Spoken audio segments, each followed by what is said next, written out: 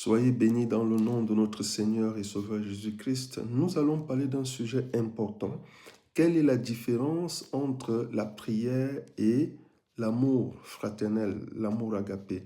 Aujourd'hui, on en retrouve au niveau des statistiques plus des gens qui sont dans la prière, qui sont dans les dons du parler en langue, de guérison et tout.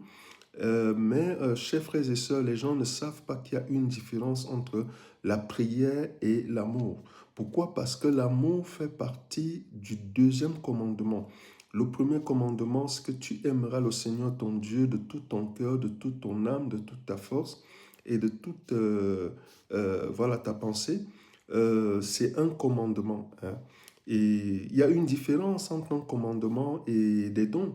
Donc le commandement, c'est quoi? C'est que tu dois aimer ton prochain comme toi-même.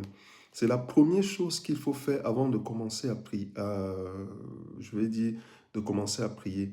Mais cette parole, est-ce qu'elle est vraiment enseignée? Est-ce que les gens savent qu'avant d'entrer dans la vie de la prière, ils ou elles doivent commencer à aimer?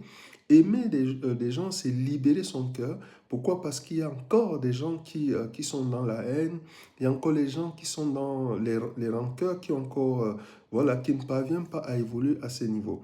Et je vais nous prendre juste un exemple dans le livre de Jean, de 1 Jean, chapitre 2, et le verset 9 nous dit, « Celui qui prétend être dans la lumière et qui est son frère est encore dans les ténèbres. Celui qui aime son frère est dans la lumière et ne risque pas de tomber. Mais celui qui a de la haine pour son frère est dans les ténèbres. Il marche dans les ténèbres et ne sait d'où il va,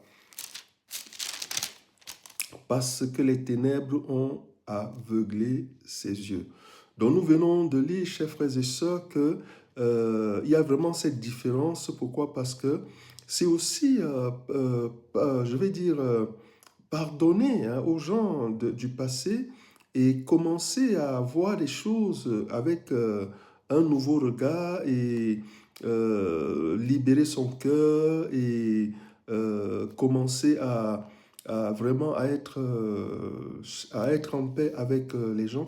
Être en paix avec les gens ne veut pas dire qu'il faut commencer à aller marcher avec ces gens, non.